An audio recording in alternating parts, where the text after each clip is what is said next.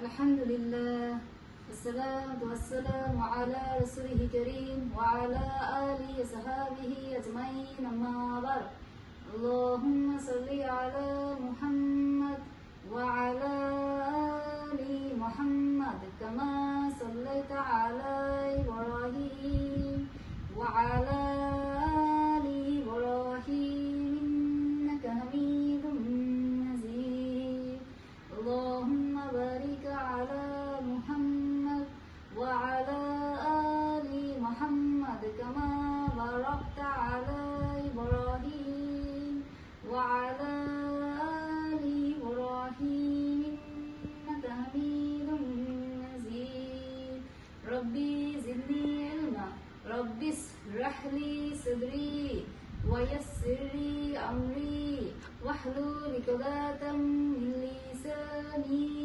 يفقه قولي ربي يسر ولا تعسر ختم علينا بالخير أعوذ بالله من الشيطان الرجيم بسم الله الرحمن الرحيم আসসালামু আলাইকুম রহমতুল্লাহি ওয়া বারাকাতুহু। আজকের টপিক হলো গল্প শিক্ষা। আপনারা আমার সাথে সাথে পড়বেন এবং খাতায় লিখে রাখবেন।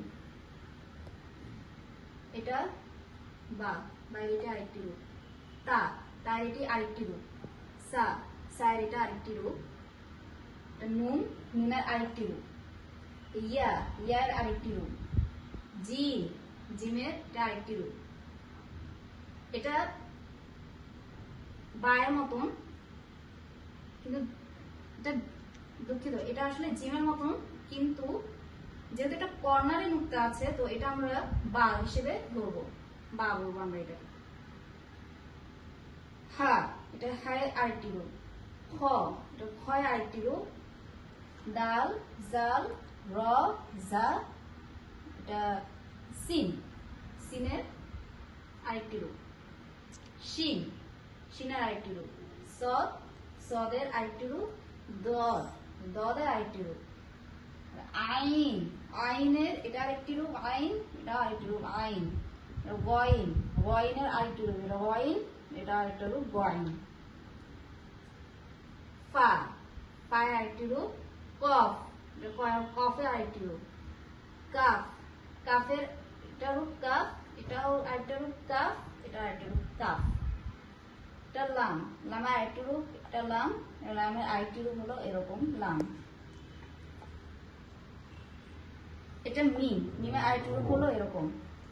এটা হা হায়ের আরেকটি রূপ এরকম, আর আরেকটা রূপ আছে এরকম। এখন চলুন জবর জের পেশ বিশিষ্ট হরফের মাসক গুলো শিখে নিই। বিসমিল্লাহির রহমানির রহিম। হামজা জবর হা জবর হা আহা দাল জবর দা আহাদা আহাদা আহাদা। হামজা জবর আ খ জবর খ আখ জাল জবর জা আখজা আখজা আখজা।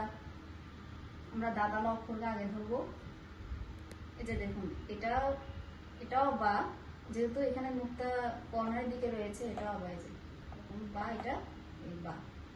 আমরা দাদাল অক্ষরকে আগে ধরবো। বা জবর বা এটা খ খ জের কি বাখি লাম জবর লা বাখিলা বাখিলা বাখিলা। দাতালা এটার ক্ষেত্রেও একইভাবে দাতাল অক্ষরকে আগে ধরবো।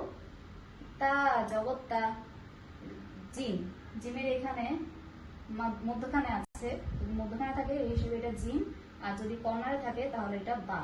এটা মধ্যখানে জিম এটা বা। জিম যেহেতু মধ্যখানে আছে। জিম জের জি তাজি দাল পেশ দু তাজিদু তাজিদু তাজিদু। এটা বা জবর বা র জের রি বারি কফ জবর ক বারি ক বারি ক বারি ক। ত পেশ তু বা জের বি তুবি আইন জবর আ তুবি আ তুবি আ তুবি আ। এই দেখুন এটা আইন বললাম, আইন আরেকটি রূপ এরকম এরকম। আইন জবর আ তুবি আ তুবি আ তুবি আ।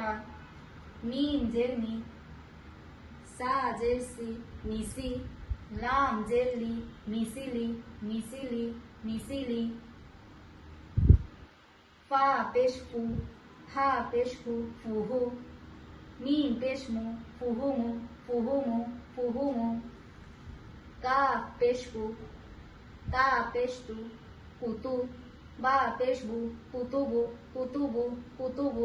যে কাফ, কাফের আরেকটা অক্ষর বলেছিলাম এরকম এরকম কাফ, এটা কাফ। ওয়াও পেশ উ, জিম জের জি উজি, লাম জবল্লা উজিলা উজিলা উজিলা।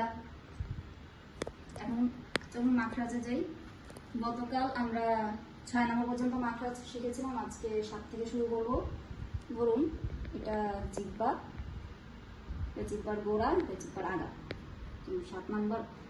7 নম্বর মাখরাজ, জিহ্বার গোড়ার কিনারা উপরে মাড়ির দাঁতের গোড়ার সঙ্গে লাগাইয়া দদ দদ দদ। 8 নম্বর মাখরাজ, জিহ্বার আগার কিনারা সামনের উপরের এক পাশে দাঁতের গোড়ার সঙ্গে লাগাইয়া লাম লাম লাম। 9 নম্বর মাখরাজ, জিহ্বার আগা তার বরাবর উপরে তালুর সঙ্গে লাগাইয়া নুন নুন নুন।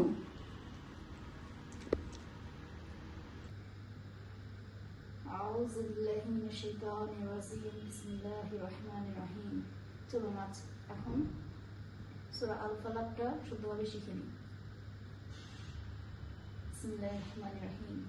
কুল আউযু বিরাব্বিল ফালাক মিন শাররি মা খালাক।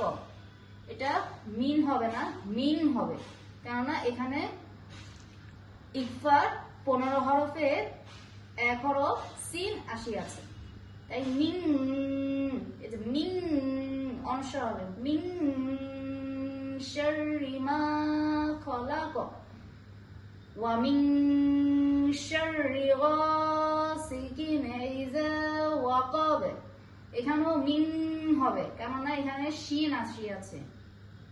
ওয়া মিন শাররি গাসিকিন ইযা ওয়াকাব ওয়া মিন শাররি